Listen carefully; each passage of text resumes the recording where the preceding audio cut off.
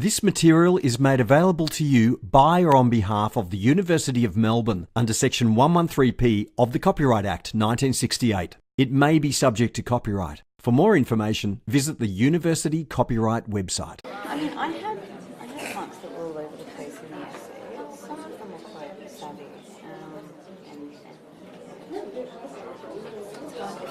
Yeah, I know. I don't know. I think I am going to take Thursday. I'm going to see if I go to another one as well. Because if people are confused, we can easily resolve it. That's not so good. No, exactly. I think, you know, everyone's at a slightly different level when they start, but you know, they'll pick up as they go. So that's why, like, I'm big on telling them, like, don't worry about the early stuff so much. Just work consistently, and you'll get there. You're right. I agree. And that's the message yesterday. I thought you put this. Oh, that's. I think this might go in the back there. I do have it online. No, it was in the little thing last time, wasn't it?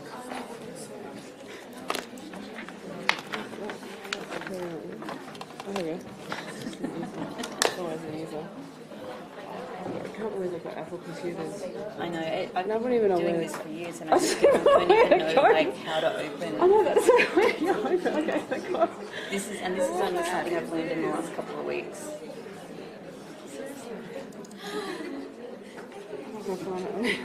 I can't like close things. I have to figure everything out on the spot, or just get a student who uses Mac to help me. Yeah. I've had it in the morning, most my week. It's always been. Right, I'm going to try to get us some background. Because I've got 2 hours around. I'm not going to do this all at once and see how it goes. Yeah. I don't think I have either. It's a long time. It's a long time. Take a break in the middle of I am going to. Yeah, I am. And I'm going to start by seeing where everyone's at. Oops, that's not right. You got the projector?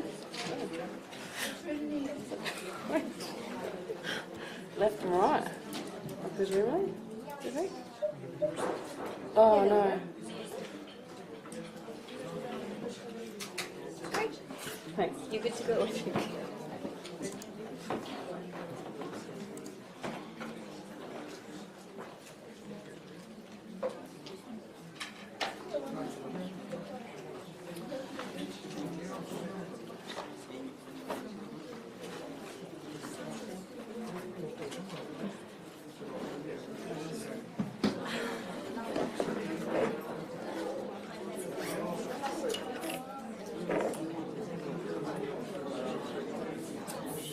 Okay, let's get started. Okay, so today in today's lecture we're going to do a full focus on the theory aspect. What I'm going to attempt to do, hopefully I do it, is I suppose connect the ideas that we're introduced to in week 1 and then again in week 2, in the sense our presentations that we had from our PhD scholars that we've got here based at University of Melbourne, and then to build upon that a bit more. So for many of you, from what I'm starting to understand, is some from an introduction or exposure to theory. This may be quite new for you. You may have come from a different discipline into your master's degree. But today is very much about, I suppose, cementing everyone onto the one platform. So some of you may have been exposed to some of the knowledge that I present today. That's great. It's always good to hear it in a different way from someone else. But for those of you who haven't, it will just mean that we all have a common platform that we're working from. Okay, so I'm going to do the lecture in 3 components. So the first component is I'm going to go back to some of the understandings which are entrenched within neoclassical economics. And why I'm doing that is that links very much to neoliberalism, which is a term that you would have heard in week 1. And some of you may or may not have heard that term. So if you haven't, you're going to learn all about, I suppose, the underpinnings of neoliberalism, which is the neoclassical economics, and just some exposure to the assumptions which are embedded within that theory. So why is that theory really important to urban planners? Because as we saw in week 1, and particularly as we'll see in the later lecture series, I think 10, 11, 12, I can't remember the exact numbers, is that within decision making, we all know that economists are quite dominant. They have quite a lot of power at the decision-making table. So we need to be able to, and also we saw within urban futures. So for the first time, we're seeing progressively within the scholarship of urban studies, economists having quite a strong voice. And that is new. Economists haven't had a strong voice in urban studies before. So Ed Glacier, if you go look at Professor Ed Glacier's homepage at Harvard University, he's only entered into the city debate, I think, was it 2010 or 12, the Trump for the City was released. He's only just becoming into the cities debate, and that's like many economists. So economists haven't had such a dominant, but influential voice as well. So not only dominant, but very influential voice, and we saw that with in week 1 as well. So that's what we're going to start to look at a bit of a look around what neoclassical economic theory, what are the assumptions that are embedded within that theory, because that's important to understanding neoliberalism. And then the second component we're going to look at is broadly this critical approach to understanding the emergent forms of urban transformation. So we are having emergent forms of transformation, we probably always do, but maybe it's happening at a greater pace because we have to, because you think of the crisis that we've been exposed to at the moment, climate change, very unpredictable, and it's moving at quite a fast rate. Our city's been hit by all sorts of natural disasters, so forth. So we need to understand these emergent forms of transformation. So sustainability has been a frame that has been progressively applied within urban studies around urban futures. We'll see that it doesn't have the strength anymore to be able to, I suppose, be able to deal with some of these crises. And that's where we move into uncertain futures and we look at resilience. So that's a lot there, but I just want you to stay with me for the lecture, and I'm going to break it up into 3 components. At the end of each component, I really encourage you to ask questions. Now, if you don't want to ask questions to the whole class, I'm going to break. Please come down here and ask the question, and I either will collate the questions and respond to the whole class, or I'll work it out as we go. Now, there is a new function as well, which you probably would have seen on the lecture recordings as well, or this confusion button. Has anyone seen this confusion button? Okay, I'm glad you haven't seen it then. But what I want you to do is to ask questions. Today is very much about, for some of you it will be a recap, but for some of you it will be new information. But this body of work is really critical to you as urban planners and becoming critical social science researchers. Okay, so as I said, so week 1, what we did was we introduced the concept of ideas. So where do ideas come from? So we saw the urban futures, and some of the key ideas which are coming through this, I suppose, debate around urban futures is new urbanology. Of course, new urbanology comes from economists. So what we tried to do, what we attempted to do, is create a bit of a framework to understand and compare the merits of the different planning ideas.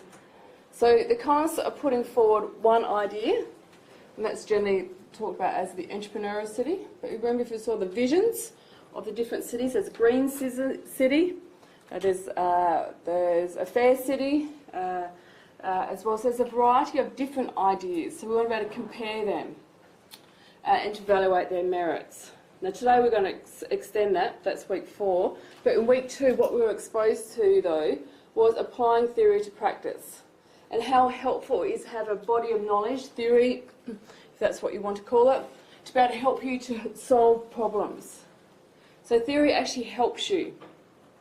Sometimes we get overwhelmed by theory, but theory helps to be able to create the frameworks in which to be able to compare and evaluate these different ideas. And then what I hope to do today is to add to that, so not only do we know the importance of these frameworks now to compare and evaluate, but we need to be able to offer alternatives.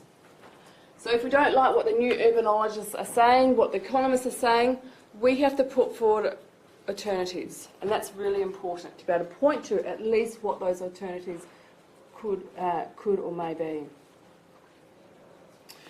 So today it is, within your course outline, talked about as uncertain futures. So I think I've already said this, so what we're going to do is we're going to look at heightening neoliberalism, and that's what we refer to as new urbanology. And we're going to look at the theories that underpin new urbanology. You will see when we're looking at uncertain futures is sustainability has been a concept that has helped us, I suppose, to highlight or illuminate the importance of environmental and social issues, but it hasn't worked because you can see we've got the issues around equity and the environment still. And that's where we go into new frames and theories. And specifically, we're just going to touch on urban resilience, but then we're going to revisit quite a lot of this in the last 3 weeks.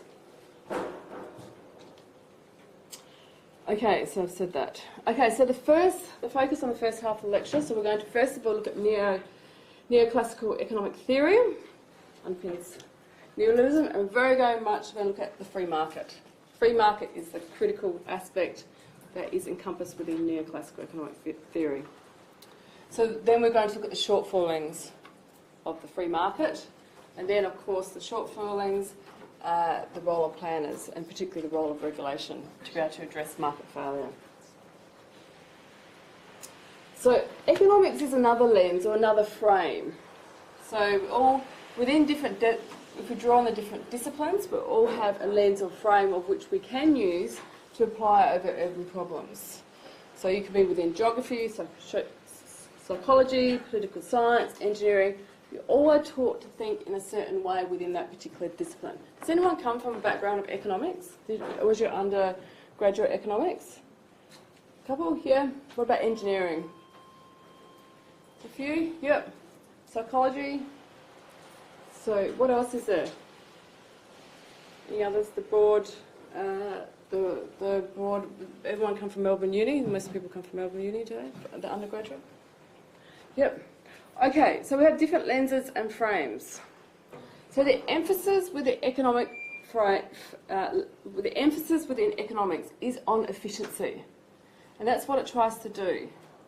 So its emphasis was never going to be around equity and the environment. That's its shortfallings. But what economists do is they emphasise efficiency. So they don't work out what is the social problem, what is our social goal. That doesn't even come within their theories. They don't look at uneven development. They don't look at distribution. So the frame, which is within economics, has an emphasis on efficiency. So as I said, therefore it's less used for looking at equity and the environment. Completely ignores the human element, the dynamism of different institutions, the effect of government policies, and other factors on the supply side of the urban economy. An economy can be wholly satisfactory. So we can see this really quickly. So we think about the lens of economics and the emphasis on efficiencies. So this was one of the conceptual frameworks that was put up by one of the new urbanologists, which is very vocal in the urban futures literature. So this was put up by Brugman. So you can quickly see now that he's an economist. He favours economic efficiency and cost efficiencies in the built environment and its services. So efficiency is at the forefront. So within this, there's not even any mention of the social aspect or the environmental aspect. And density is understood from the perspective of further growing economic growth. So that's what an economist does. It focuses on efficiencies. You can see here density is important as it more likely is to achieve human innovation, economic efficiency, such as productivity capacities and economies of scale. It's nothing about the relationship, or if there even is a possible relationship between density and the environment. It's not even mentioned. So, if you haven't seen this book, the 3 E's, equity, environment and efficiencies, was released by Patrick Troy, or Emeritus Professor Patrick Troy. You should be aware of his work if you don't know his work. So he released this book in 2000, but still got a lot of currency now. It's written very much from an Australian perspective, but what it does is it thinks about urban planning from the 3 E's. So the 3 E's, an urban planner needs to consider, of course, equity, particularly with uneven development. Equity is very important, again, with the environment, and efficiencies as well. So what it does is urban planning, its aim is to pursue equity, the environment and efficiency objectives by trying to ensure that the decisions of individual firms and household and public authorities are coordinated in an appropriate manner in essentially a collective idea. So as we'll see as well, economists look at the individual, they don't look at the collective. It's a really important distinguishing aspect.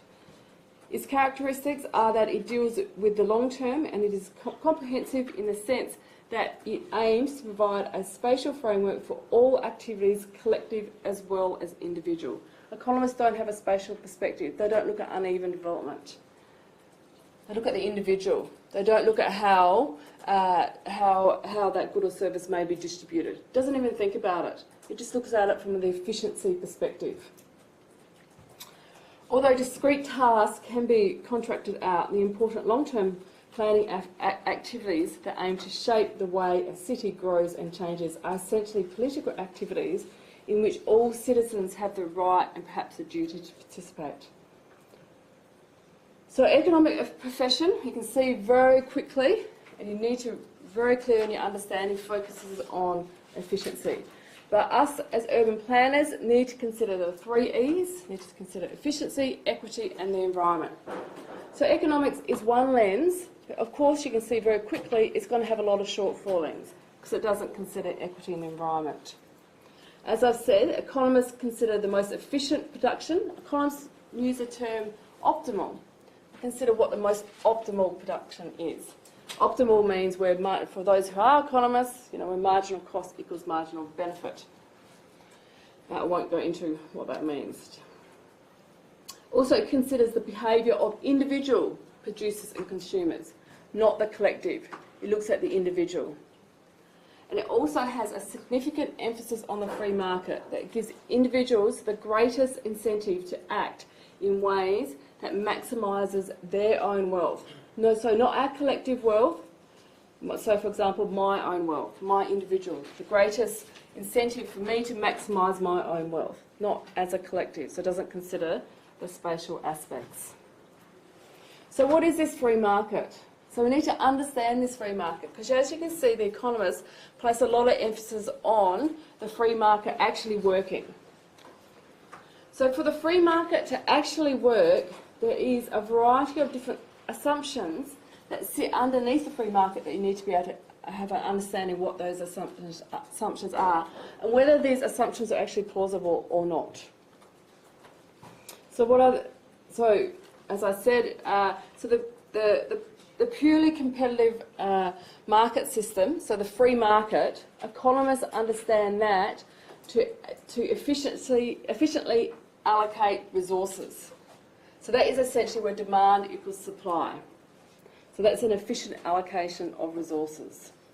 So what they consider is the right optimal, is the amount of resources that is allocated to each goods and services due to pressures of competition and desire maximising in profits. So economists has an emphasis on the optimal.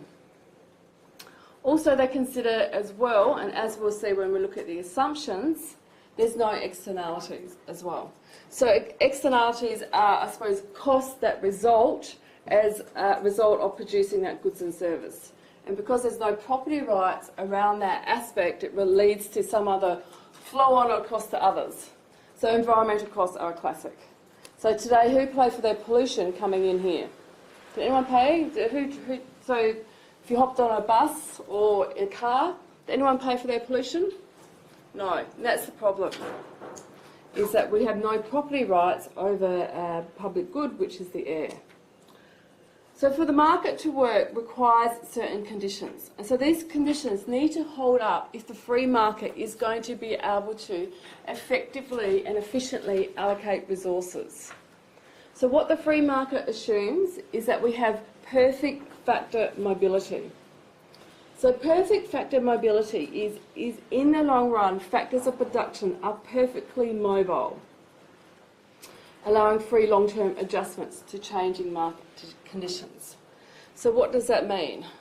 So that means in the long run, any capital, so labour capital or physical capital, can be reallocated. But we know that's not possible. So if you consider the labour market, for example, so if consider a scenario of, I'll point to myself, you've got offered a job in another state, if in the long run you'd be able to take that job? The answer may be no. because you may have family responsibilities. You may not have the capacity to be able to move as well, the financial capacity. We all know moving costs as well. So our factors of mobility are not perfect. We don't have perfect ability to be able to take up a job in another state or overseas or anywhere. It doesn't work like that. Perfect information. So all consumers and producers are assumed to have perfect knowledge of price, quality and production methods of a product. So who's rented or bought a house and when you've moved in, unexpectedly found something that doesn't work? Nobody? Really? I have.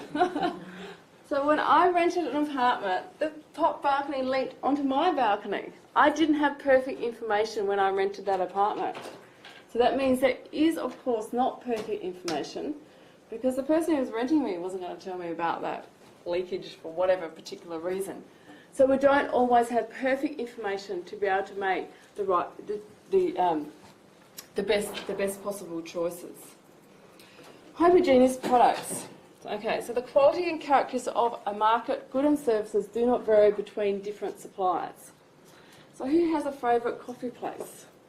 So all coffee places, yeah. And why do you?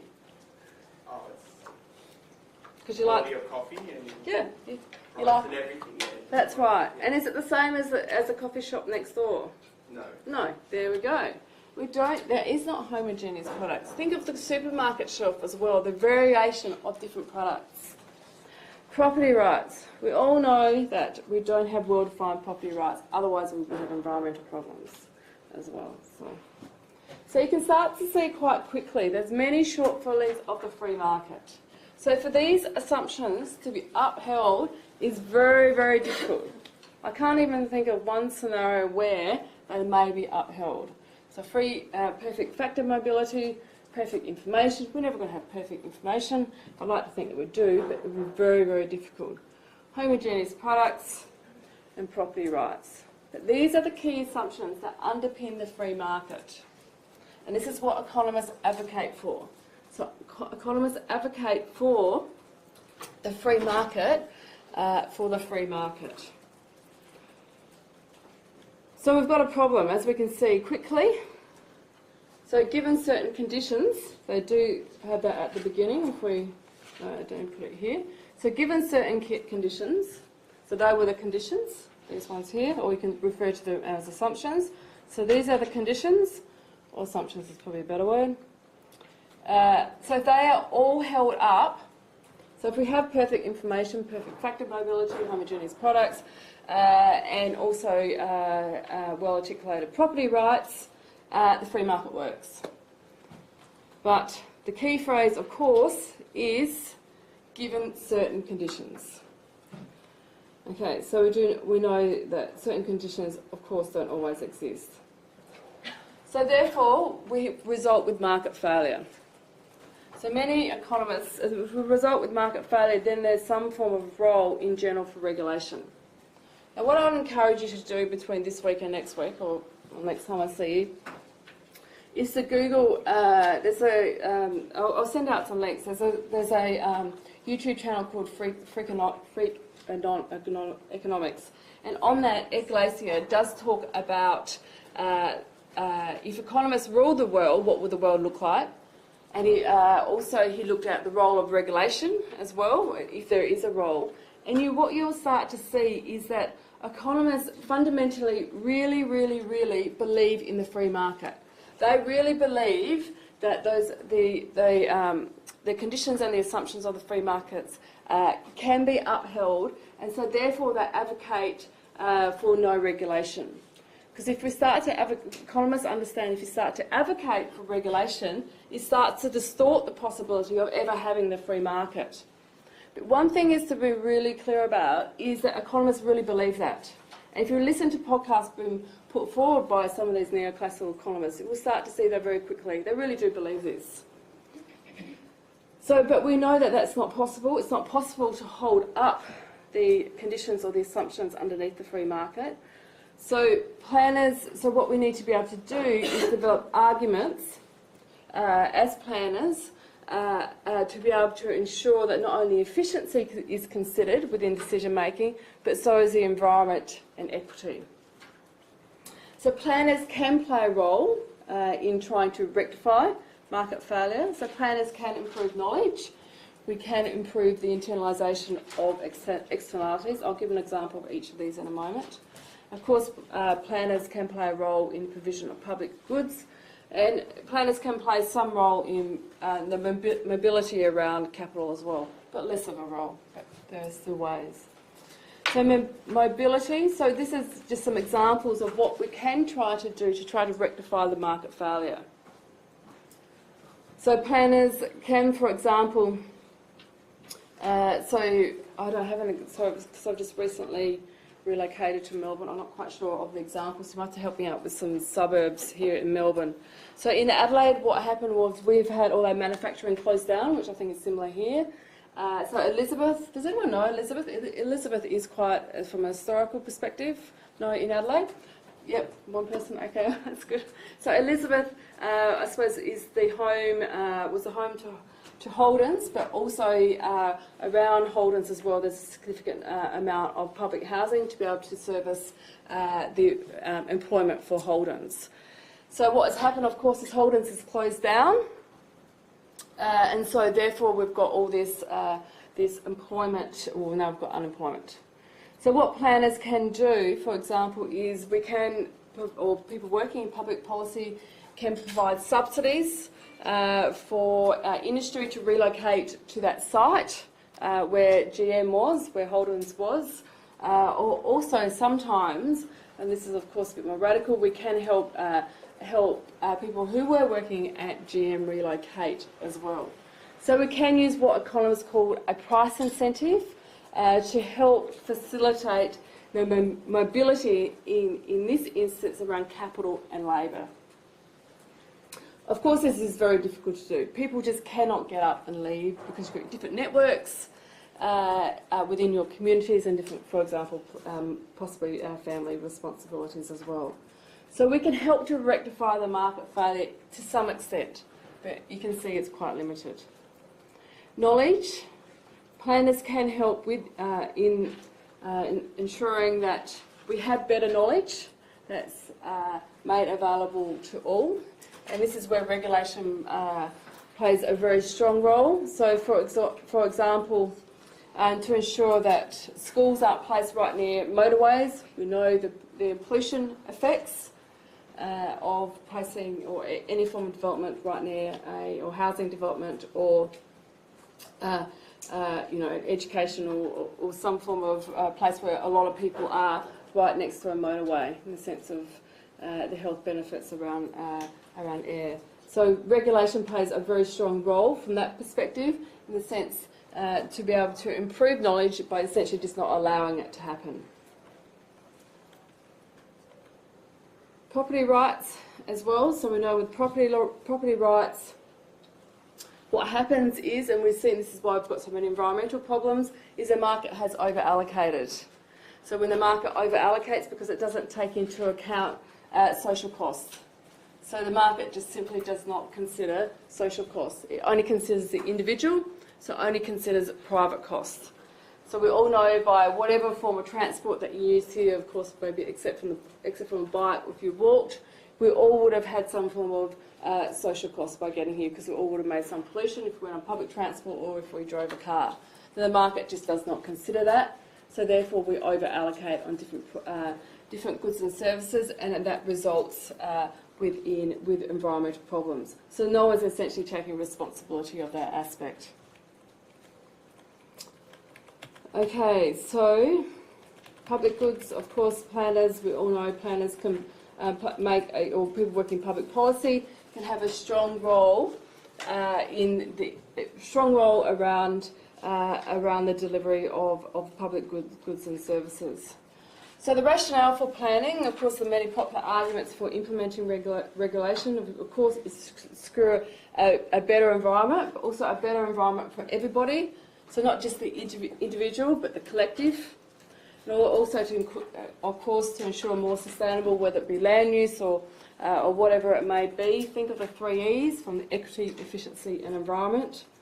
And also to reconciliate the competing, conflicting claims for land as well, in the sense of public and the private interests. So as we can quickly see, is that the free market is upheld by these certain conditions. So those 4 key certain conditions have to be upheld for the free market to work properly. Of course, for those 4 conditions to be upheld is very difficult. So therefore, we argue for the role. We state there is market failure, and then we argue for the role of regulation. So the key question that we need to consider is, does neoclassical theory provide an adequate or even appropriate response to critical environmental issues? So when we're thinking about urban futures, when we're thinking about the new urbanology literature, which is underpinned, or has been advocated and put forward by economists, we need to consider whether their urban future that they are putting forward is an adequate or appropriate response to critical environmental issues. Okay, so before we go into part B, are there any questions? No questions? Okay. So when we're thinking about the free market and you're reading different texts around the free market, you now have to think about those 4 key conditions and whether they're upheld or not. Whether we're reading through urban futures as well, and you're reading through the new urbanology texts, whether the economists actually address the shortfallings of the free market. They probably won't. Okay, so part B, and then we'll break somewhere around in the middle or at the end of part B. So what we need to do as critical, or I suppose as critical social sciences, of which urban planners are, is we need to take a critical approach to understanding the emergent forms of urban transformation. So in doing that, we can draw upon the political economy framework, and we'll see where that fits within our role as critical social scientists. We also will consider where is planning thought as well influence from now, and I've talked about new urbanology and neoliberalism as well. So what is the political economy approach? So I've talked quite a lot about neoliberalism, but of course that is only one of the key ideologies in the debate. We're going to consider the political economy of sustainability, just because it considers, I suppose in a sense, those 3 E's, but put it more broadly, the economy, social and environment. So within the political economy approach, what it does is it considers the different perspectives from all the different key ideologies which are present in the debate. So we've talked quite a lot about neoliberalism, but within the debate there's 4 other key ideologies as well that need to be considered.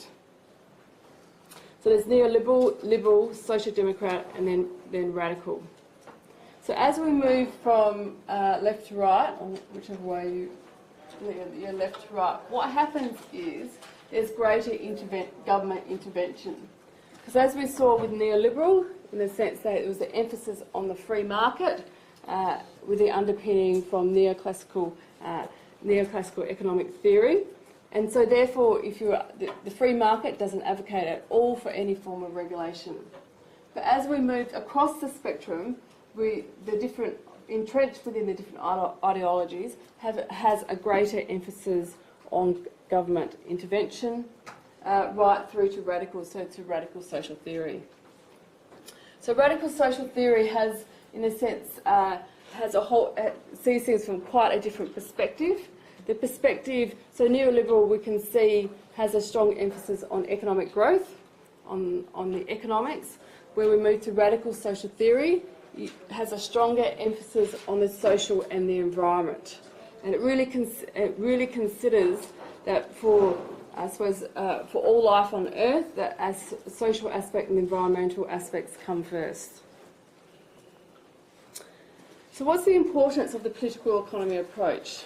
So what it does is it's a focus on a broader view of the different interpretations of sustainability beyond just the economic aspects of the debate, but at the same time provide a really clear framework to provide an understanding of how decisions are arrived at. And what it also does, it really illustrates the competing perspectives in the debate as well.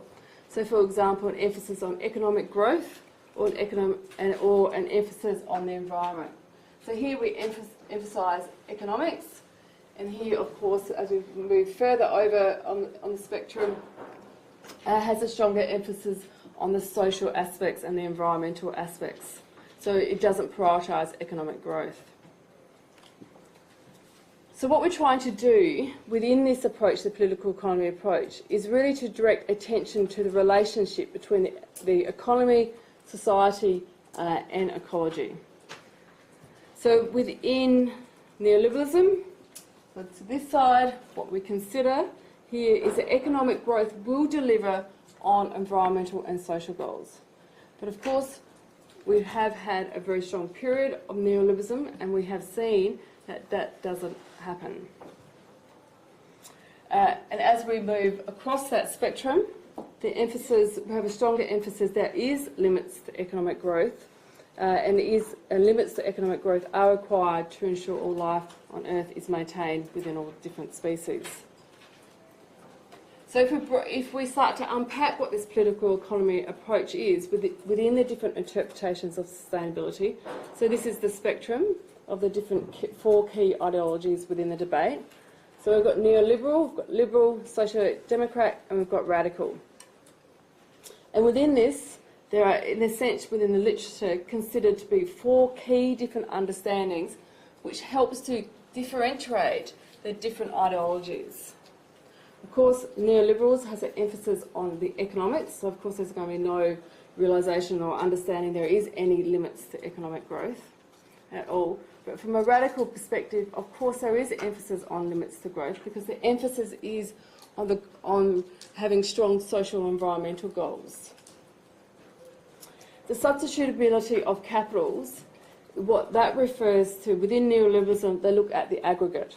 So if you think about the different capitals are financial, natural capital, social capital, different environmental capital, cultural capital as well. Within neoliberalism, what happens is you look at the aggregate.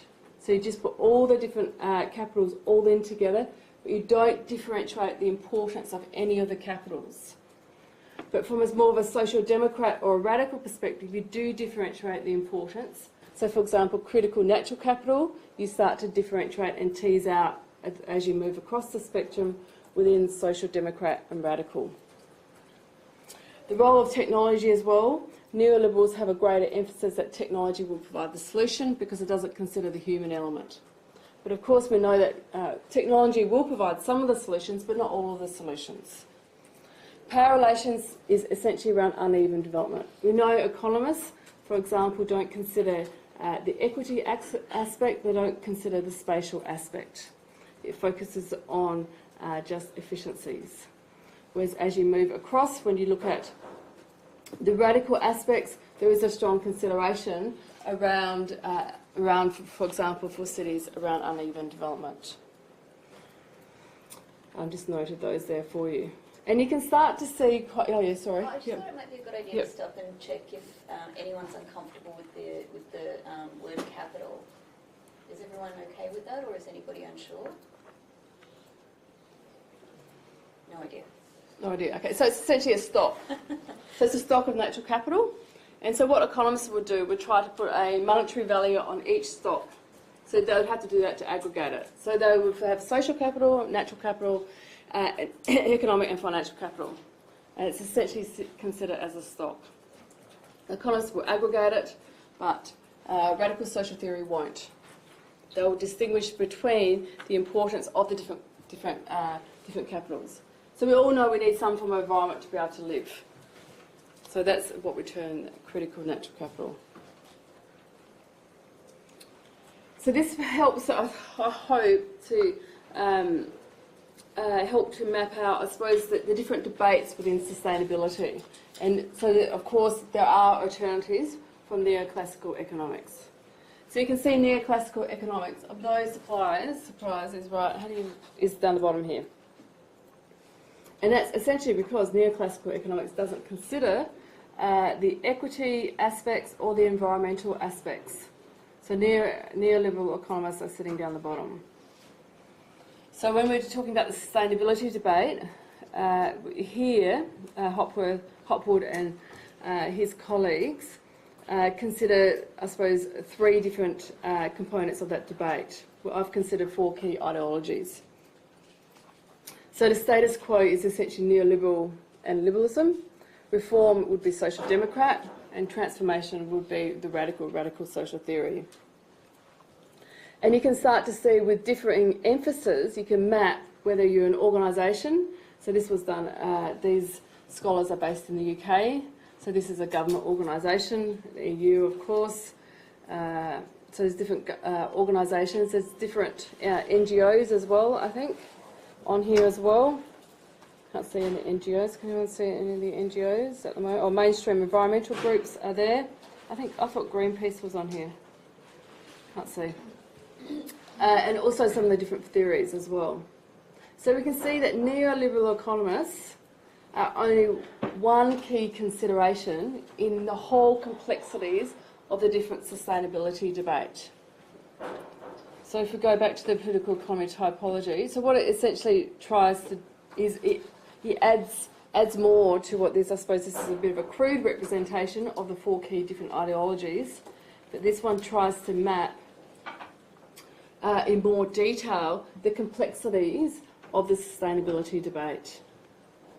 And neoliberal economists are down here, and the more transformation, so the more radicals are sitting over here. Are there any questions on this particular map? Are the terms neoliberal and neoclassical interchangeable? So it's neoclassical economic theory. Yeah, and neoliberalism is what feeds up into that. So the body of theory that informs, I suppose, neoliberal economists is neoclassical theory. So some of the terminology I agree, and what you'll find in the literature, which makes this even more confusing, is sometimes the terms are interchanged as well. Are there any other questions? But start to see as well is the limitations of the neoliberal economists, or the neoclassical economic theory for urban planning. But what we're seeing in urban planning and urban futures is economists having a really strong voice and quite dominant and influential. So you can see very quickly looking at this particular map that that's really problematic, because if as planners we need to be able to consider the three E's, equity, environment and efficiency, we're very limited if we're drawing upon just theories being put forward by neoliberal economists. So you can see quite quickly the importance of the political economy framework. I've got a few extra slides in here, but that's just for your benefit to go back and to be able to read. So when you're thinking about, so for example, neoliberal economists, where they are positioned, you can see, for example, that they don't have a strong emphasis on equality, on the environment, but a few questions to think about when you're thinking about what may be put forward by neoliberal economists. So what is happening? So why do economists even have a voice? So what's the political and historical context of that? Okay, and with the theories that have been put forward by the economists, who gains and who loses? Well, clearly equity and the environment are the big losers. Does it matter? I hope it matters. If so, what can be done about it? So this is a really good framework to overlay, to be able to help you to answer critical questions about whether an idea, think about some idea that's been put forward, or even some theory. So it's a really useful, strong framework to systematically interrogate different issues. What's that? And this feeds into the critical urban researcher. So this framework enables you to be competitive because you're asking questions. You're not just not accepting the theories which have been put forward by the economists. So what you're trying to do is develop a critical approach to understanding the emergent forms of urban transformation. So saying, okay, the futures have been put forward by the economists, don't consider the environment or equity. And then what we will do in the next part, we'll develop a critical perspectives on specific patterns and pathways for urban restructuring. So we don't have to accept what the economists are putting forward, but we do need to learn how to critique what they are putting forward. So that involves a series of reflection on how and why and in what forms such a critique might be articulated.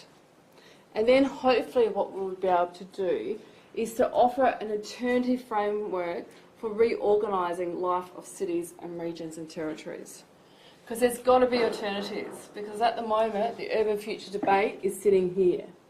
Very strong and dominant, but we can see there should be a whole body of other literature and other scholars, other different institutions putting forward alternative debates.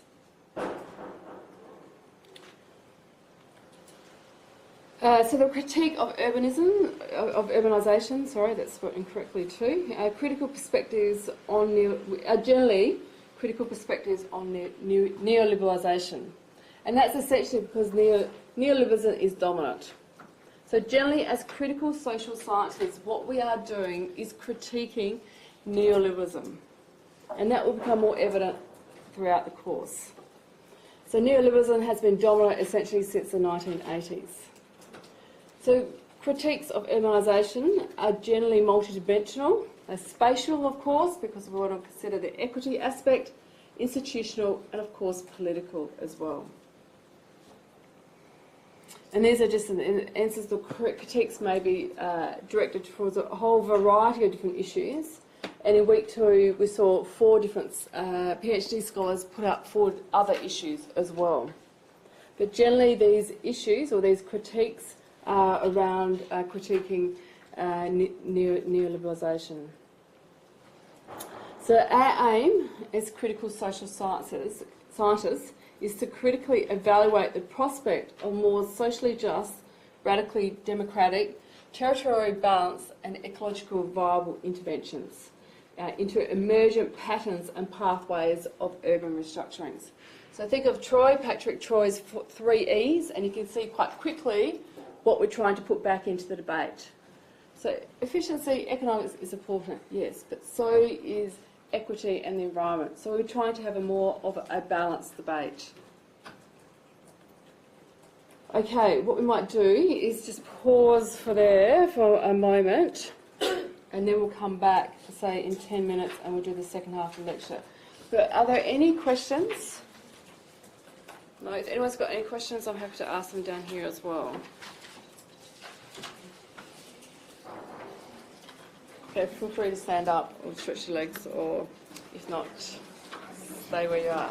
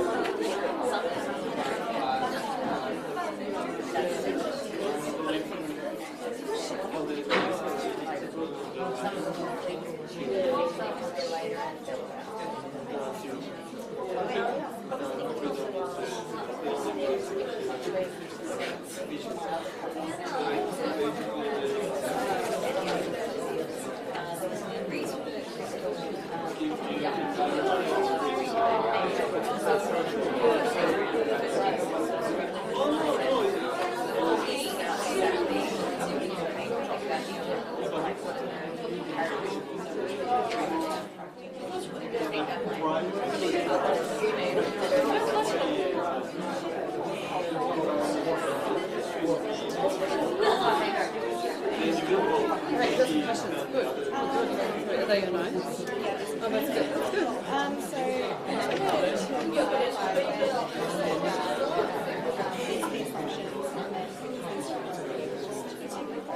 Yeah, that's right. Yeah. And then do you plan to try to Yeah, well, yeah, you're right. It's really interesting question. Should we be trying to achieve it? Are they achieving it? You're right. I don't argue. Rightly pointed out, I don't think that's personal not achieved. Yeah, information is not achieved. You know, how when you're making a decision about which university courses you're going to take, it's really important information. And we can do as much as we can to try to rectify that. You're right. Of that. And so that's why, in a sense, it's some of the, some of the tools are quite useful. Generally think about Sweden, generally you need to think about Sweden. So for example, there's a whole variety of other regulations and so I don't want to discount things, but clearly we need to understand it because also don't want someone to go away. There's other things, you're right, because we know, you never know correct. so when you say like market, free market, it's not like it's not really aspiring. Well, the thing is, if it's what I would recommend is to have listen to a podcast. Then it goes in all sorts of stuff. Is it there's something that's really But even like the planners, like we decide to be have regulations, we're not really aspiring. we need to, you're right. What we need to do. You're right. Yeah, that's right. Yeah, that's exactly right. Yeah, so we just need to have our understanding that it comes to focus on efficiency. That's great. There's two other aspects that we really need to the market is there, we're not going to change that, so therefore we need to make as much value to Yeah, that makes there's a lot of information there, it's hard to know how to present it all. So. No, I think it's also really hard to kind of Yeah, that's right. So you can go back. No, I want to go. Yeah, that's right. So you can go back. You can sort of read the story a bit more. Yeah, and so go back. Okay. Good. Go. Keep giving feedback. So only way I can gauge what's going on. Right. Yeah. It's where is the place of well, economics are usually it's the portrayal of one quite extreme position of economics. Yes. You're right. There's other economics. No, you're right. Yeah. No, you're right. No, that's very, very true. No, I agree. That's But this is a dominant one. You're right. It's very, very true. Yeah. It's what is the place of economics where basically the main work is the critic to this position. For instance, Stiglitz, who works in the failures of knowledge. Yes. You're right. But the point is that critic, they are working in the same framework. Yes, that's So right. it's- Yeah, so they're just trying to improve knowledge. Yeah. Where planners, I think, come from or sociologists or ecologists that come from quite a different perspective. Yeah. That's exactly right. And so they would come forward with a whole different. So if you think about the whole suite of policy instruments, of course, economics will be one of those policy tools, but you can easily then argue for policy tools from other disciplines. There's an element of maybe we consider in the neoclassical approach. They're focusing not always well, normally it's confused self-interest with the search for profit. Yeah. So one thing is the self-interest. Maybe you can see selfless, but self-interest.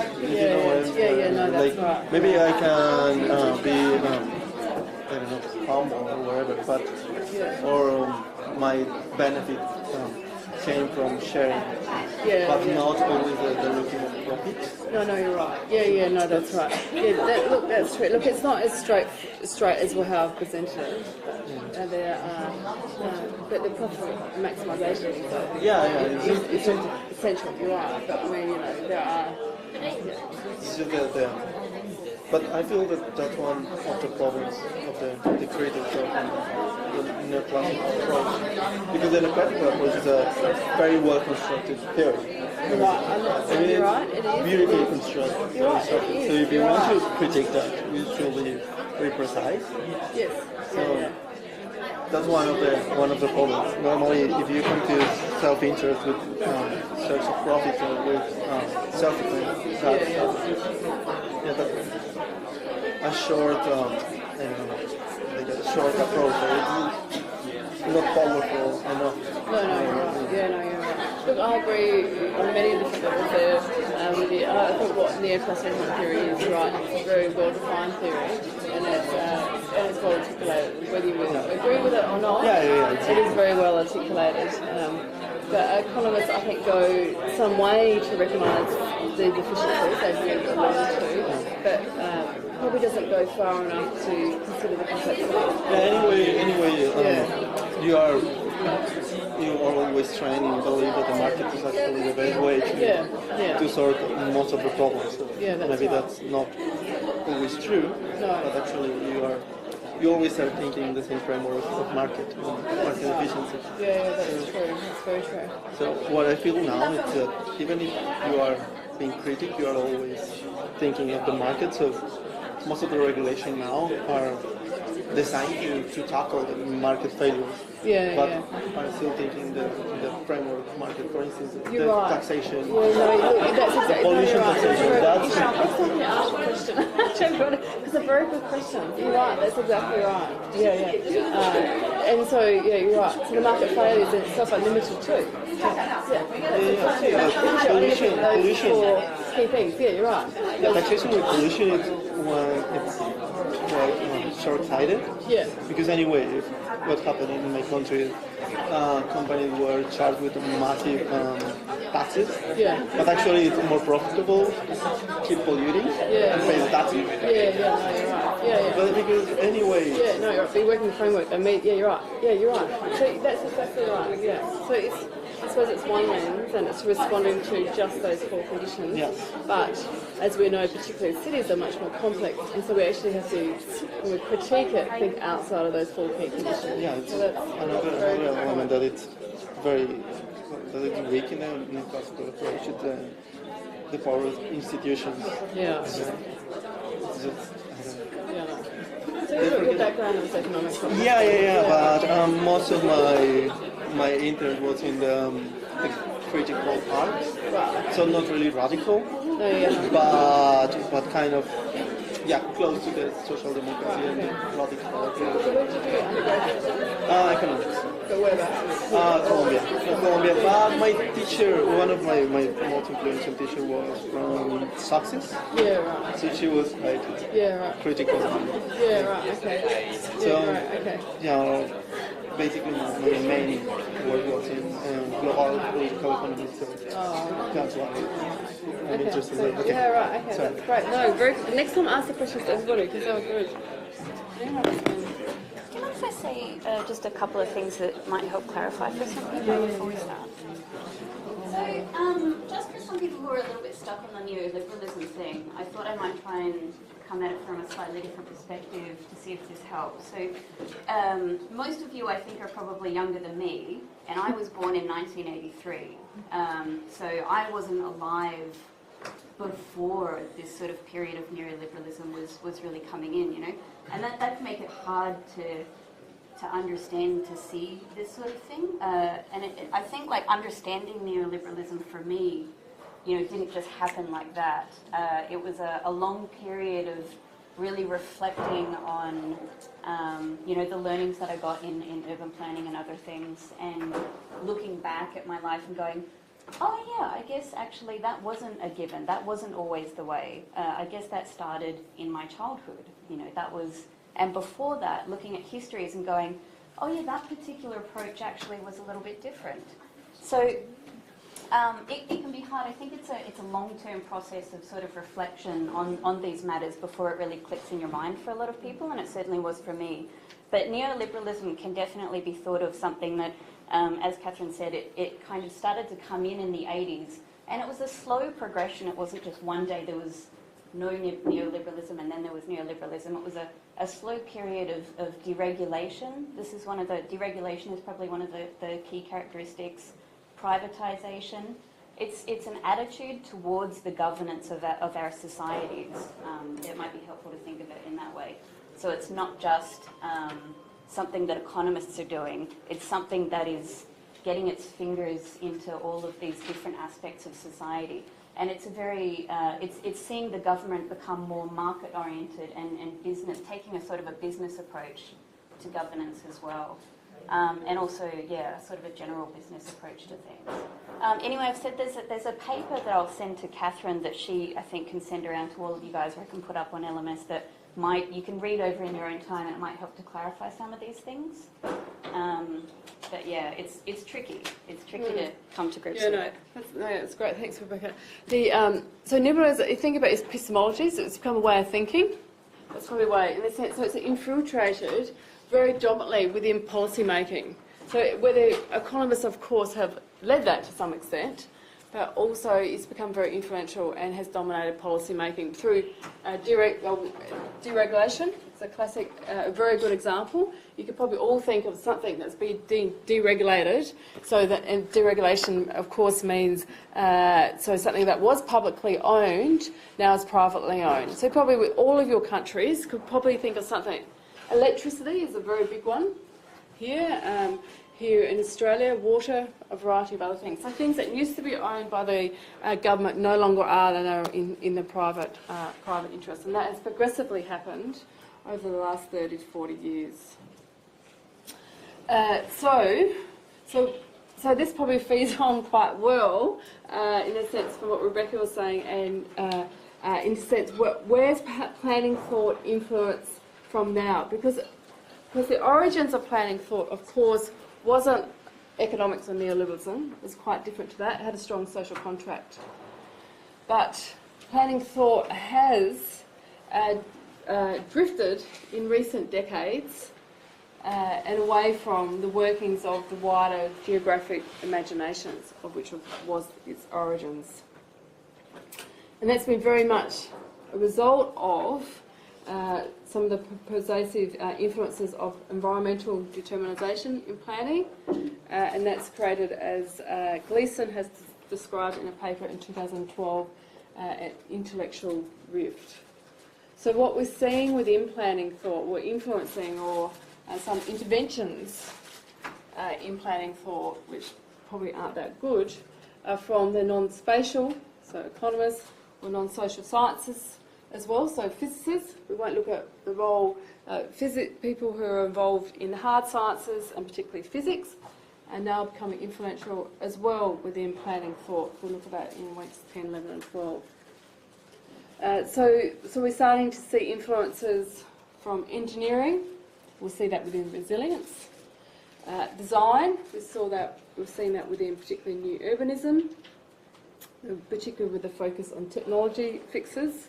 So the emphasis on the physical environment rather than broader, including social conditions. And as I said, it's just said, from very non-traditional quarters, contributions from the physical scientists as well, trying to develop different theories. What physical sciences have been trying to do is to develop different theories to try to understand the complexities of cities.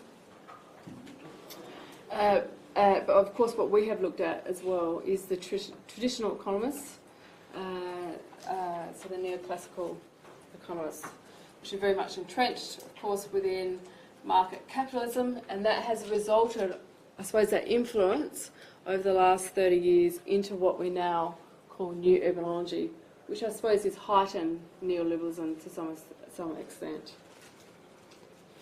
So these were the texts that we saw in week 1. So these are the influential texts which happen to be coming, in this instance, from economists and business schools, which I said are very much infiltrating, I suppose, planning thought.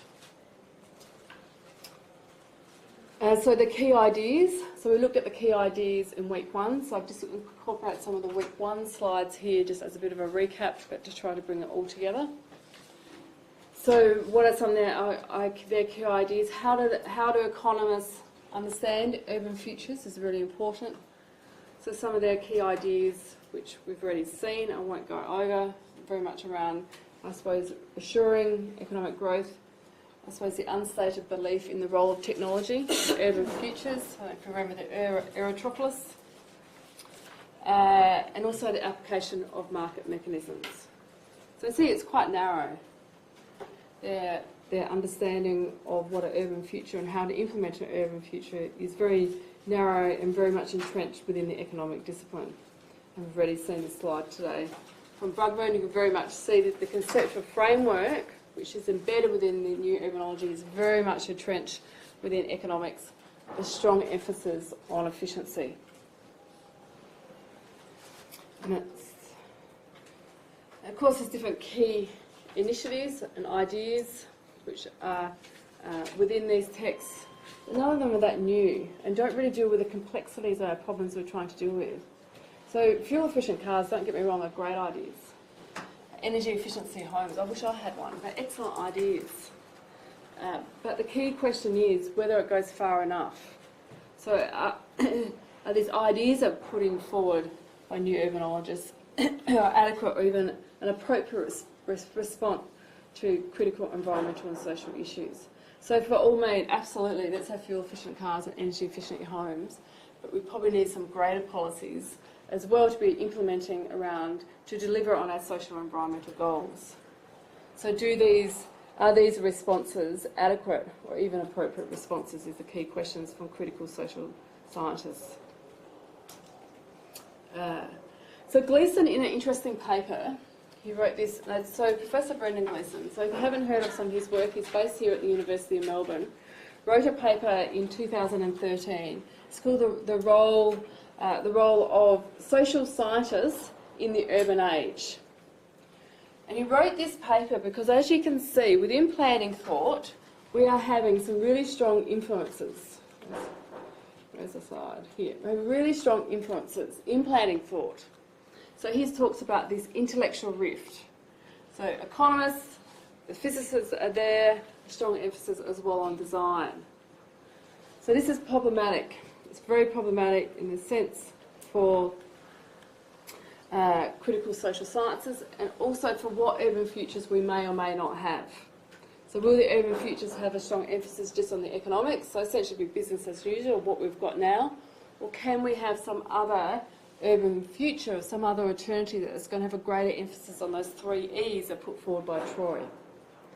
So Gleeson asks these 2 key questions. He says, to what extent do the new popular urbanists, so he's referring there to new urbanologists, acknowledge and draw upon the tradition of social scientific scholarship?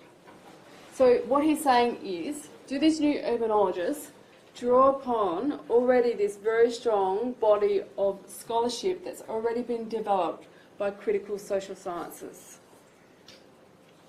when they investigate and debate the human experience of urbanisation? And to what extent and in what ways will the newer entrants be willing to adopt and deploy the methods and expectations of urban social sciences? So are the economists picking up any of the methods that have been put forward by the urban social sciences?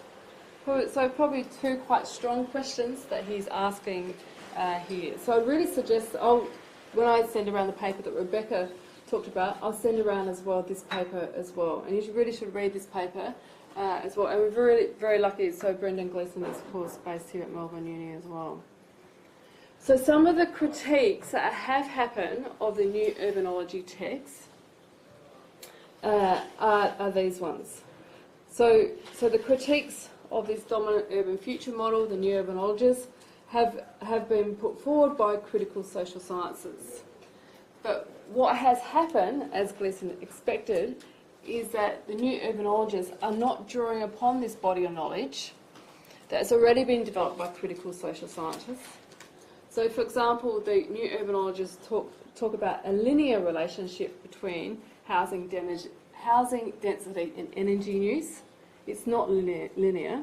And this has been well researched within critical social science. There's a whole body of research to show that it's not linear. But the new urbanologists have still assumed it's linear. It's actually, if you're interested, it's actually affluence, which is the key variable.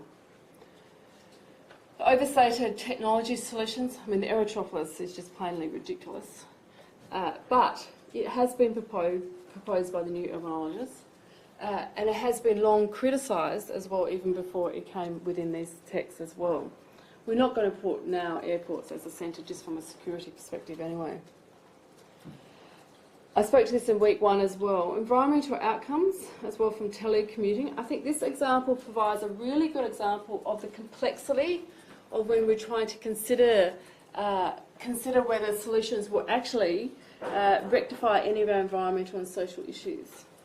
Now, for rightly or wrongly, we actually thought telecommuting was a really good idea and was going to reduce transport miles of people to work.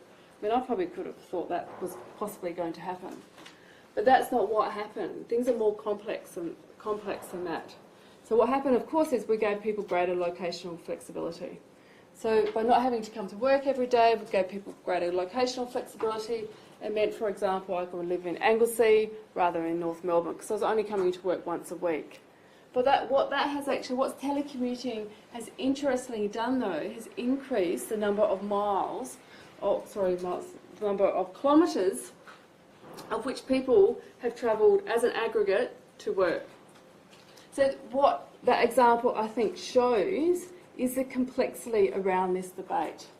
It's very complex. How we work as humans is much more complex. And these linear relationships generally don't transpire. It's much more complex.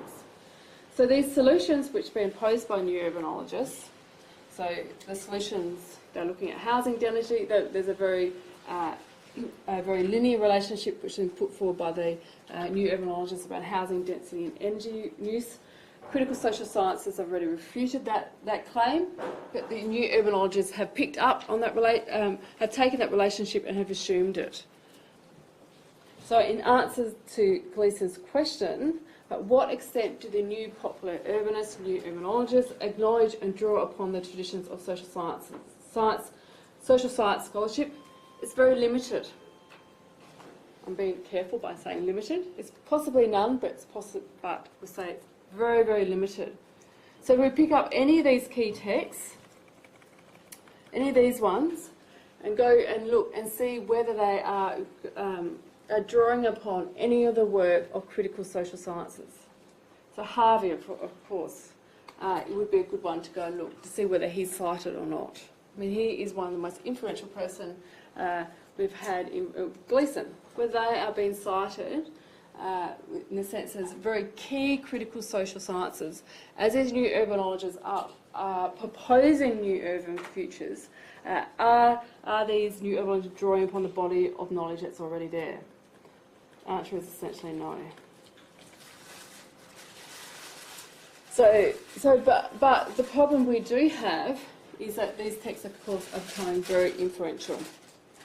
Very, very influential. So there is a very strong role for critical social scientists, so all of us, to play in critiquing these different texts which are coming out, or even just critiquing different models that have been put forward by economists which have a focus on just efficiency.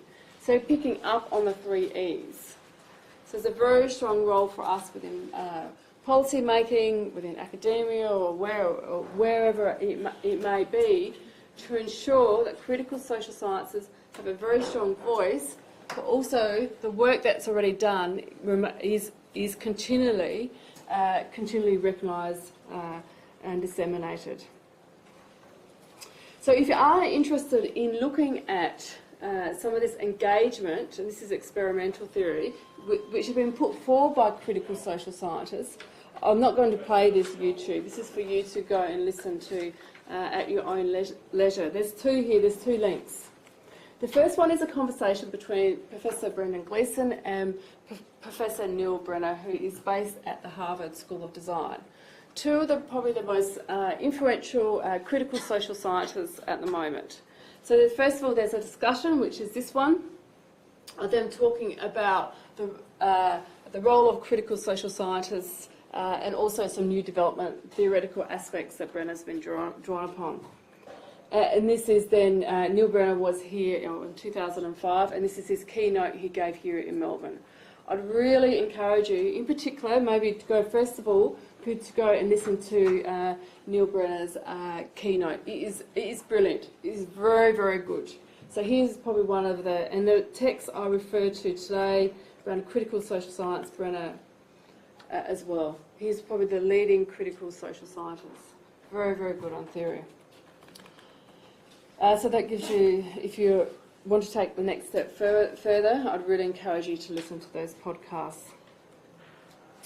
Okay, so what we're going to end up with doing today is looking at these uncertain futures, but taking some of, I suppose, these key principles around a critical social science within, I suppose, understanding where uncertain futures may be going, and also what concepts seem to be appearing within as we progress within this uncertain futures period. So when we're talking about uncertain futures, we're very much talking about the crises. So the crises that we're having around housing affordability, around climate change, environmental crises, social crises. So in a sense, we're trying to deal with this state of flux that we are in. So we're going to look at what and why have we resulted to where we are. We're also going to be critical of the concept of urban future. So of urban resilience. So urban resilience does, from a critical social science perspective, hold a lot of promise. But we need to present a balanced argument about the strengths and weaknesses of this concept. Also, we need to understand the origins of urban resilience as well. Just as if you did any study around sustainability, you need to understand its origins. So very quickly with sustainability, we can point to its origins to the Brundtland Report in 1987. So we need to understand the origins of urban resilience, and of course it comes from ecology from the 1970s. So we need to understand its origins, we need to develop critical perspectives on specific patterns and pathways of urban restructuring. So planning has adapted to incorporate these emerging concepts. So adding in resilience is something in the sense of incorporating these emerging concepts within planning thought is something that we have done before. So of course some examples here, in a sense the Environmental Planning Act, Environmental Planning and Assessment Act was only in the 1970s. Also the rise and the influence of sustainability, particularly after the Brundtland Report, as I've already said, in 1987, but sustainability really started to infiltrate in the 1990s. Climate change response works as well, particularly over the 2000s. And now what we're seeing is resilience. We suddenly see that as incorporating sort of an emergent, it's very much an emergent discourse. And planning is trying to work out at the moment how it's going to incorporate it, or if it's going to incorporate it, or if it isn't going to incorporate it within planning thought. So just a recap, a critical urban researcher, so we're going to approach this looking at urban resilience, infiltrating positively or negatively, so progressively or aggressively, from the perspective of a critical urban researcher. So we're going to have a critical approach to understanding emergent forms of urban transformation. We'll develop a critical perspective as well on specific patterns and pathways of urban restructuring. So how did we get to this concept of urban resilience? It just doesn't come out of nowhere, but how did we get there? Why are we moving away from sustainability to urban resilience? So what's the political and historical context of that? And that of course involves a series of reflection on how, why, and in what forms such a critique may be articulated. And then of course we're going to offer an alternative for reorganising organising the life of cities. So we're going to offer an alternative from the dominant urban future, new urbanology. So that framework that I presented there is from Professor Neil Brenner from the Harvard School. So the key question is socio-ecological resilience, so that's the key understanding of resilience that's embedded within urban policy at the moment. Is it a new frame for environmental and urban policy? Now sustainability has been the key frame for environmental and urban policy. We now are seeing a movement away from sustainability to this new emergent thought or new emergent discourse, urban resilience. And urban resilience can be understood in different ways, as we'll see. Urban resilience can be understood from an ecological perspective, be understood from an engineering perspective, and also can be understood from very much a socio-ecological perspective as well. But we'll have a look at the understanding of engineering resilience, but our focus will be around socio-ecological, because that is progressively becoming the dominant discourse within urban policy. So resilience within urban policy. So what's happening? So this concept of resilience, or urban resilience, has only really been around for about the last decade. So it's quite new. And in Melbourne here, you're very lucky, because Melbourne has one of the first urban resilience strategies from cities all around the world. So I think there's around 15 different strategies, or maybe more than that now, but Melbourne has one of them. I'm going to look at that today. And also within Plan Melbourne Refresh, which of course is your metropolitan plan, resilience for the first time in that refresh, which came out, was it last year, the refresh, or the year before? I can't remember, but very recently. Resilience has been incorporated within the metropolitan planning strategy here in Melbourne. Okay, so urban, from the perspective of the urban policy discourse, it has been referred to as one of the prescribed remedies for dealing with a state of flux. So we consider we're in a state of flux at the moment, and we're hoping that this concept of urban resilience is going to be able to help us move forward. So the key question that we are going to ask today, so this question doesn't all completely make sense, it will by the end of it. So can reframing of the governance in relation to the concept of resilience provide an opportunity to shift from the dominant approach? So the dominant approach, of course, is around new urbanology, around the economics, just think from the economic developments, to one that may better incorporate and better understand the dynamics of the linked social environment, just social and ecological systems. So what we're hoping urban resilience may be able to put back on the table, I suppose, equity and the environment. So there's a lot of hope around this concept, around the concept of urban resilience, and it's hope that it may be able to give a more balanced and a representative approach of those three E's. This is just quickly, and we'll go into this in more detail in the later part of the course, but we are moving away from the frame, well, it appears we're moving away from the frame of sustainability. Professor Eric Swindido, who's based at the University of Manchester, who's another incredible critical social scientist. He was trained under David Harvey. So this is a quote from one of his papers in 2013. So he states, "Of course the economy is greening, sustainable policies and practices are now part of the standard toolkit of any public and private actor. Carbon is traded, trees are planted, activists act, energy efficiency increases and technologies are retrofitted. Nevertheless, greenhouse gases keep on rising and old and new fossil energy sources continue to be exploited. Greening the economy does not seem to deflect the processes of disastrous socio-environmental transformation." So this is essentially, if we think of this, well, I really want to go back here, but sustainability is being understood and implemented like this. So what Professor Swindido has basically said is sustainability has been mainstreamed. So the understanding of sustainability, which is now entrenched within the policy discourse, within public policy documents, is this. It's pretty disappointing, isn't it?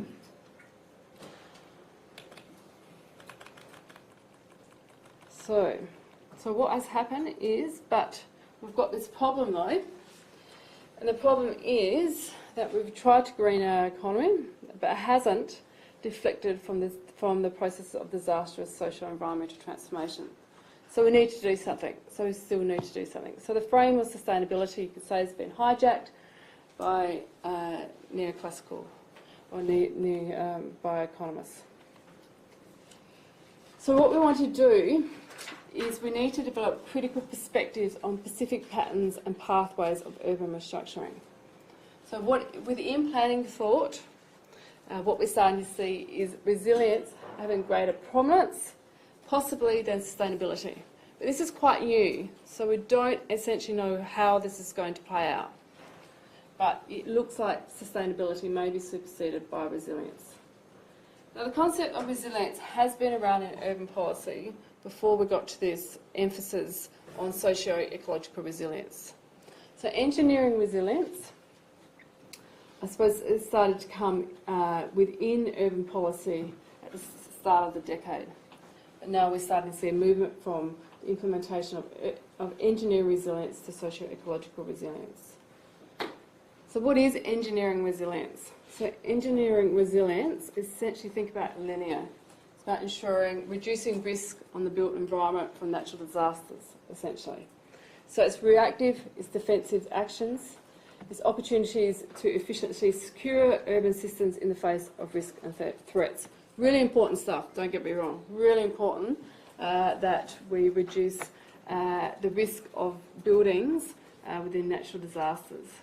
But what engineering resilience doesn't consider is, of course, the environment or the distributional considerations and the ecological considerations.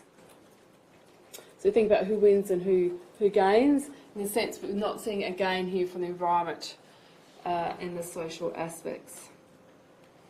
So engineering resilience, it made a departure from the sustainability discourse, but not in the right direction. So I think this probably describes quite well the distinction between sustainability and engineering resilience. So engineering resilience construes nature as a threat.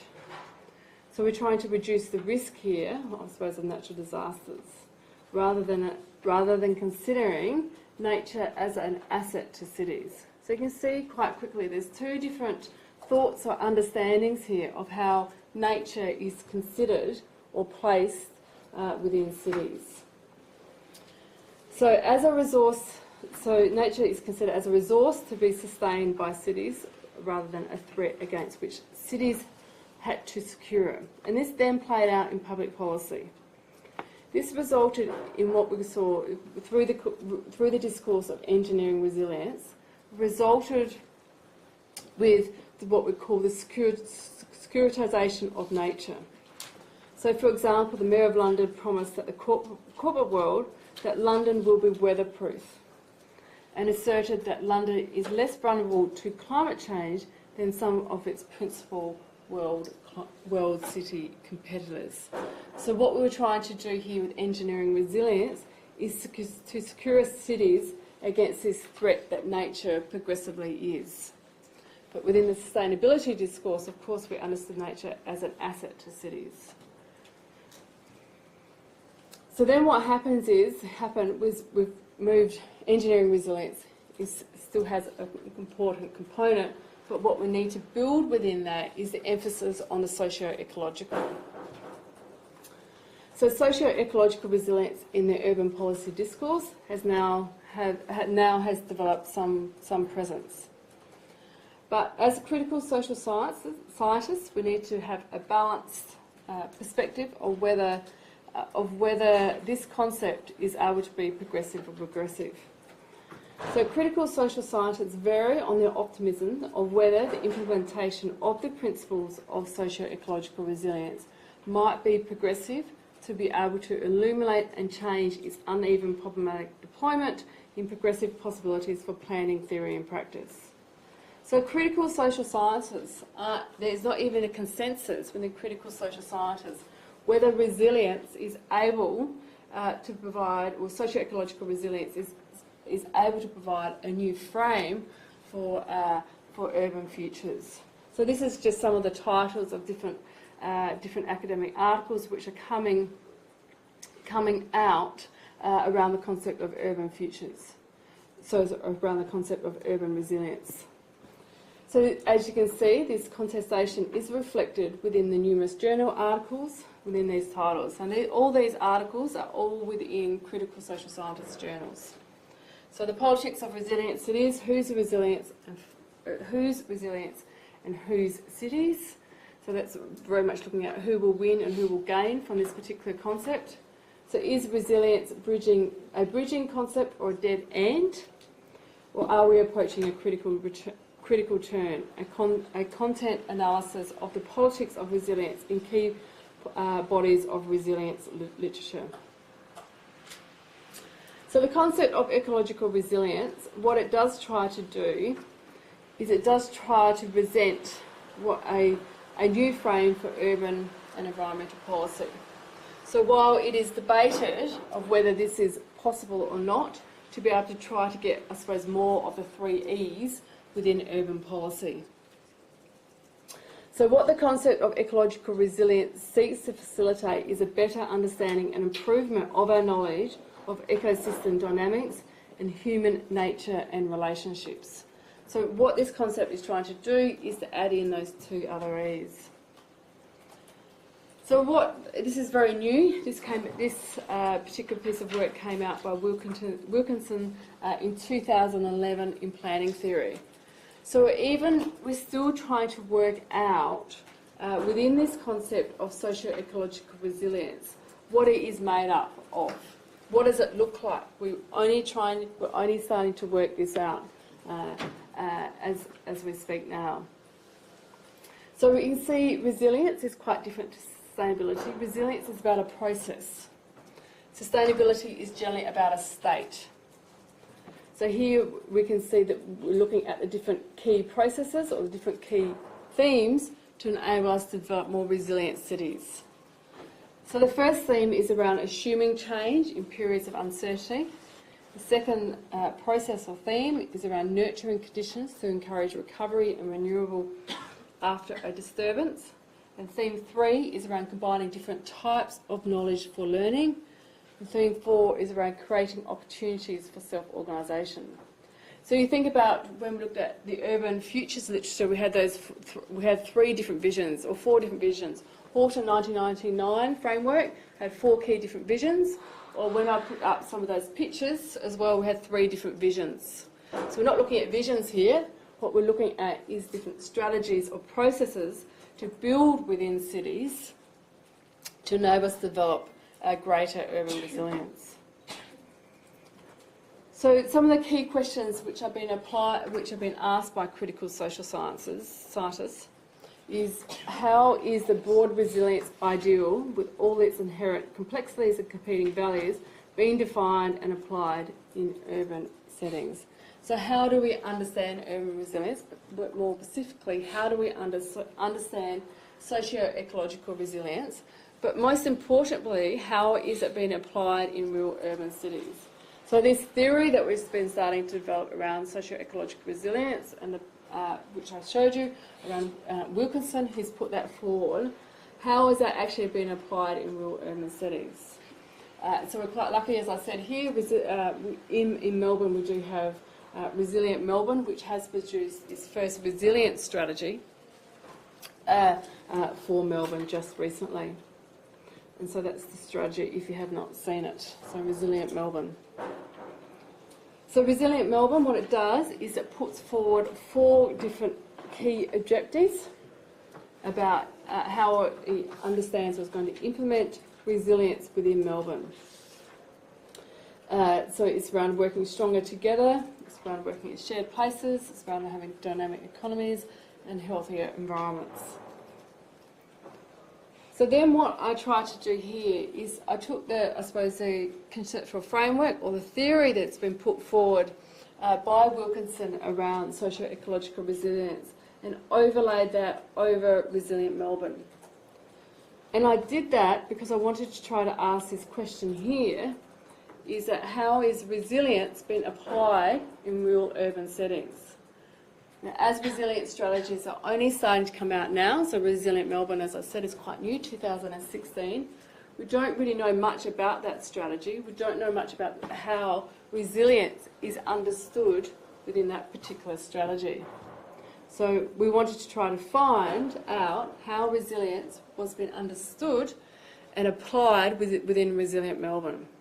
So we took Wilkinson's conceptual framework or understanding of socio-ecological resilience, and you can see that depicted in this particular matrix here, and here are by the 4 key themes. We could call them 4 key strategies. And we want to see how well these strategies initially were embedded within the objectives of Resilient Melbourne. So these here are the objectives of Resilient Melbourne, as I just showed you here, the objectives. So within these objectives, how well are these strategies or themes embedded within Resilient Melbourne? And the ticks, well, that's a crude process to some extent, depict if these different strategies articulated by Wilkinson's has a present in the Resilient Melbourne objectives or not. So you can see Resilient Melbourne doesn't actually fare too badly in the sense of the overarching framework. And so what that tells you is that Resilient Melbourne is starting to signal that socio-ecological resilience is being applied within policy. So that's quite encouraging in one respect, because a Resilient Melbourne strategy is going to have a strong focus on the socio-ecological aspects. Then what happens in Resilient Melbourne is it focuses on what they call 4 key actions to be able to implement Resilient Melbourne. And one of the actions is a metropolitan urban forest strategy. And this is essentially what the strategy is. Its primary objective is to enable a strong natural assets and ecosystem alongside a growing population. So what it does is we do the same thing as we did with the objectives, with the objectives of Resilient Melbourne. We interrogate each of the, there are 4 actions, and I'll just present one of them today. And one of them is the Metropolitan Urban Forest Strategy. So again, we overlay Wilkinson's framework, her 4 key strategies, which are these one here for implementing socio-ecological resilience. And these are the different key attributes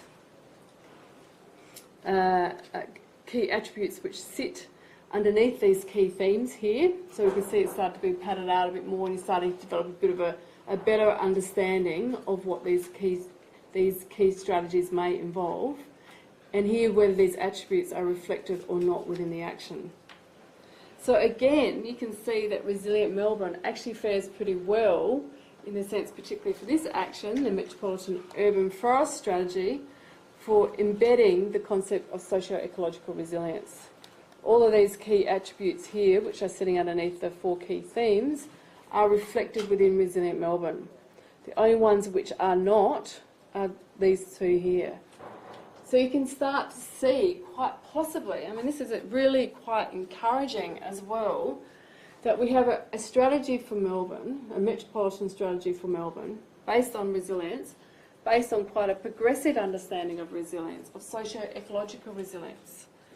And how it's been really implemented in practice is conceptually quite strong to be what's been articulated, I suppose, within the theory. And that's quite extraordinary, really. So Resilient Melbourne does actually hold quite a lot of promise. It's a big undertaking. We've only had the release of the strategy. Of course, it needs to be implemented. But it does offer quite a lot of promise in the sense to help to change that emphasis from economic development, by having a stronger emphasis on the 3 E's. We haven't seen anything like this for quite some time. So what we could overlay again over Resilient Melbourne is this political economy framework as well. So what's happening? What's happening with Resilient Melbourne? So Resilient Melbourne signals a progressive shift, possibly within the development of metropolitan plans for Melbourne. Because this is possibly happening in other cities. I've only looked at Melbourne. Why is that happening? Why is that happening? Cities within, and we'll look at this later in weeks 10, 11 and 12, cities are becoming very active within the development of urban policies. And cities are putting forward quite, I suppose, I was going to say quite strong and quite progressive policies to address the crisis. We're seeing cities bypass national governments as well. So that's essentially what's happened here. Why is this happening? Well, cities are at the forefront of the crisis we think of climate change. Cities have been the hardest hit by climate change, so city leaders have to deal with the implications of climate change. So they need to develop quite new and progressive and different or alternative strategies to what we've actually seen before. We can't keep on doing what we did before. So in a sense, the articulation of urban futures that came out of new urbanology aren't offering anything different. This frame of socio-ecological resilience within the broader framework of urban resilience is offering something new. Who gains and who loses? So for once we see the gains, quite possibly, it could be from the equity and environmental aspects balanced with the economy as well. That's quite new. We haven't seen that for quite a few decades. Does this matter? Well, of course we hope it all does matter. So from a critical urban researcher perspective, I've just put these 4 questions in here. I won't read them out again. But this is a really key framework. So these 2 slides here are 2 key frameworks to draw upon.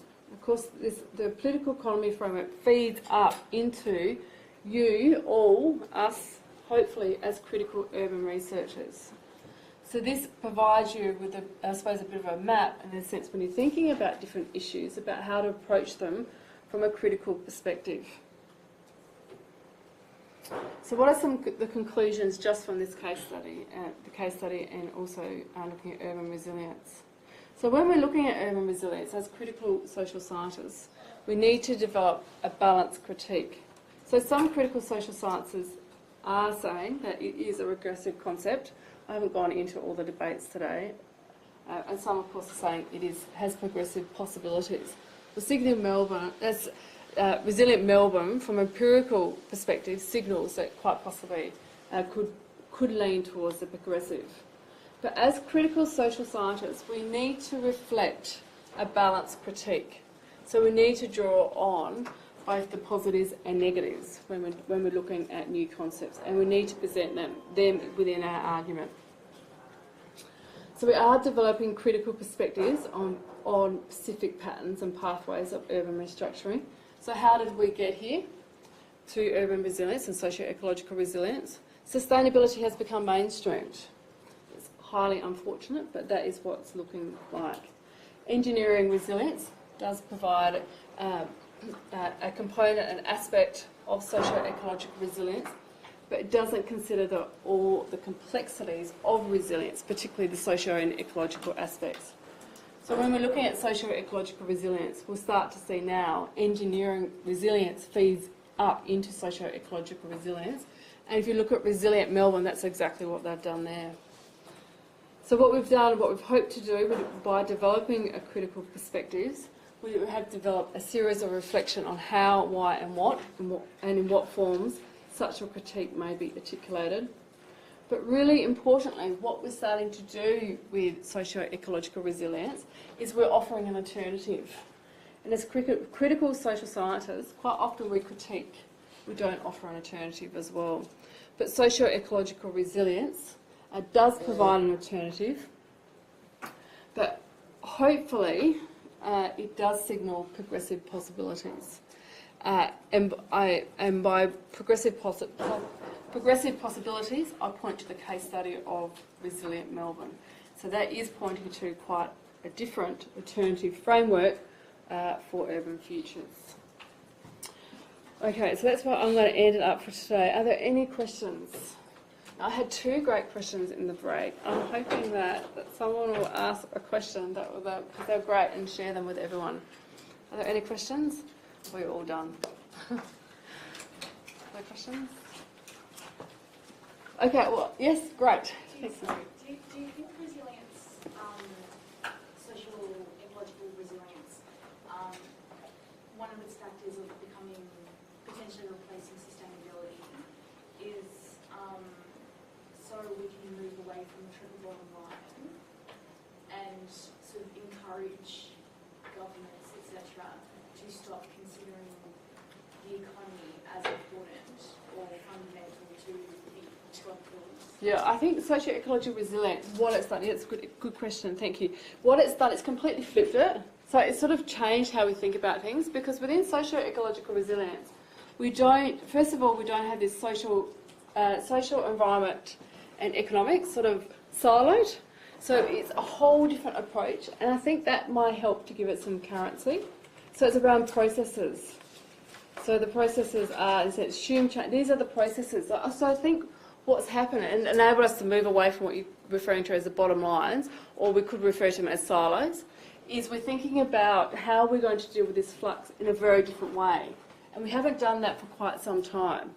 And so, and I think that's possibly why there is a bit of hope and why it is being progressively implemented in urban policy as well, is that the approach is very different. We've flipped it and we've completely rethought about how we're going to approach urban futures. And also we've moved away from the state.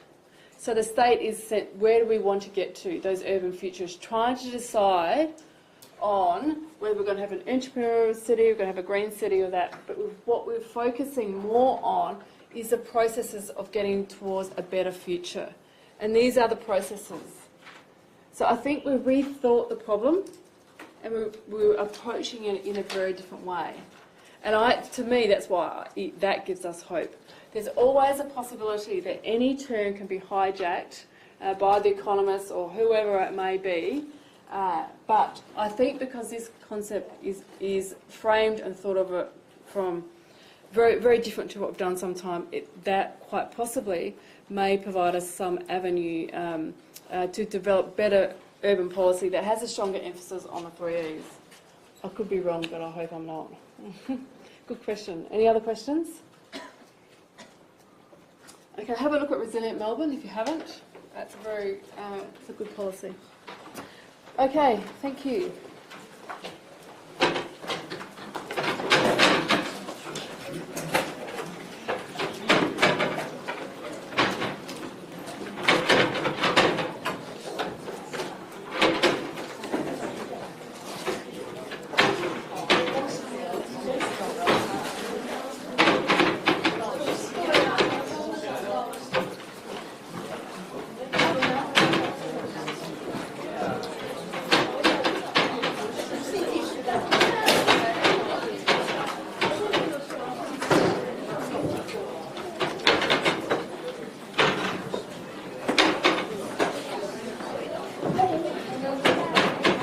Sorry.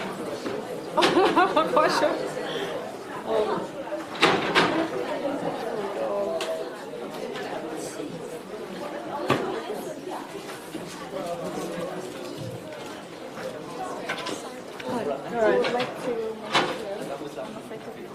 Oh no, that's all right. That's all right.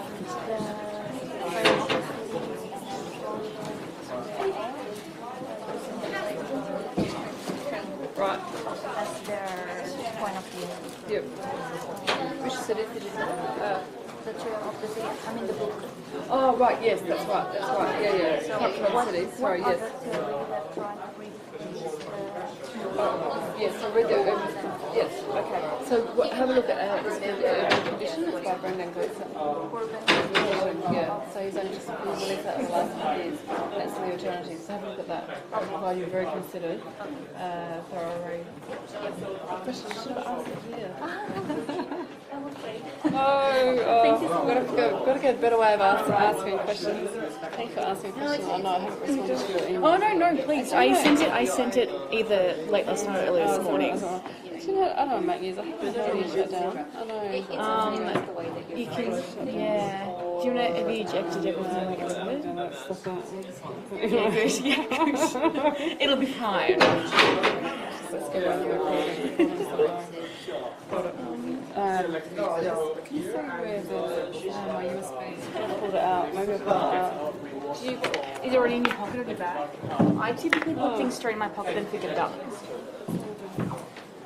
So he develops a planning project in terms of the economic view. Question So we I think might that's actually, it might bringing make more some new sense to ideas talk into about in planning terms of process. So his analysis that they help to create a more transparent and active planning process because we involve like more people to this planning process. Yep. So Let me have a little scan just so I can refamiliarise myself with the. in terms of like, specifically in terms of like areas of interest in pieces, it's crazy. Like This is really great, by the way. Like, I love your notes. You know, like, this shows me that you're really paying attention. Yeah. Because I was really confused during this Yeah. because Don't worry, it's been a long most time people are. for me to write a paper. A lot of people, you know, like have got like lower marks in the first tutorial paper, and that's just the way I think it that's is. fine That- because I know what to improve now. yeah, and I guarantee you that not everybody has gone to this trouble, so this is a very, very good sign. I'm really happy to see this.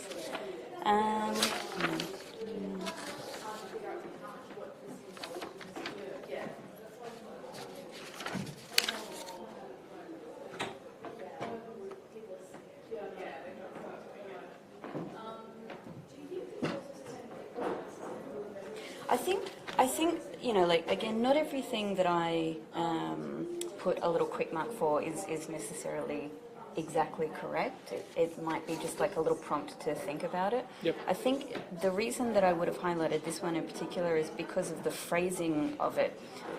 Because to say, like, they have helped to create a more transparent, active planning process sounds very concrete. You know, it sounds like it is done. Oh, okay. And I think maybe it would be better, because you're talking about something in this paragraph, you're speaking a little bit more abstractly. You're saying that the idea of inviting more people into the planning process in general is something that creates a more transparent or should create a more transparent process. So I think it's just about like being careful with the phrasing and saying, you know, maybe making clear that you're making a general statement. Whereas I highlight things like this because it sounds like it has happened, and it hasn't necessarily happened. You know, like there's all sorts of complexity there and whatnot. So no, that's it. I mean, that's a really good question, and you're exactly right. You don't need to provide evidence when it's your opinion.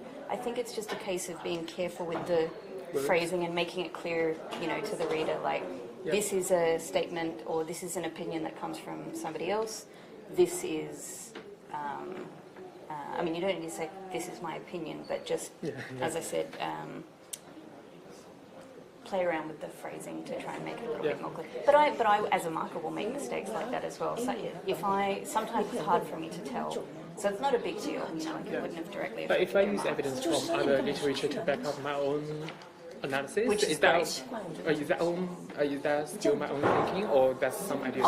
Absolutely, and you can say, I mean that's kind of what you're doing. You are putting your own thinking into this essay, but to incorporate, to show that this is thinking that is agreed upon by, you know, several other commentators in the literature is great. That's exactly what we're looking for. Generally speaking, I would say at the level of the tutorial papers, it would be, you know, sort of strange if you had come up with something entirely new, because it's usually not going into that sort of depth. But so yeah, that's wonderful. Like referencing like that just sort of shows me that you've done wide reading and that you know that this is a supported idea out there in some sort of sense. Yep. And also you talk about the critical thinking of these two papers, so I'm a bit confused because usually I think about critical thinking like think about the shortcomings and also the strengths of one particular idea, but in terms of this, we are actually supporting this argument, like explaining this argument, so it doesn't really involve like rebuttal to this argument. Right. No, which is a good point. And while I was sitting there, and I've been making notes like after the marking as well. In tutorial next week, I'm going to specifically start the tutorial by speaking more about what we mean by critical reflection and critical thinking, and talking about all of the different things it can encompass, because like everybody needs a lot of help with this. Yeah, I think that's really complex. Exactly. Yeah. And I mean, I'm sort of, I won't go into this, but I'm sort of frustrated that it's not something that is taught broadly to the student body at a master's level, like by the library or whatnot, you know. Actually, so taking the academic unit this great. afternoon. Wonderful. That's really good to hear. Thank you for that. But I will go into more detail about this for sure. but here and now, definitely talking about the strengths and limitations of things is part of it, but there's many more ways that you can creatively think about critical thinking. So it's also like a lot of what Catherine just did up there in that lecture. If you sort of go over the lecture notes, you can see a lot of the sorts of questions that make up that can make up critical thinking. So it's like who benefits from this? Is this really a, you know, to what degree is this a real change, or is it a change only in some sectors and not in some other ways? So it's like always questioning. Always questioning, pulling things apart, taking it apart, looking at it from different perspectives.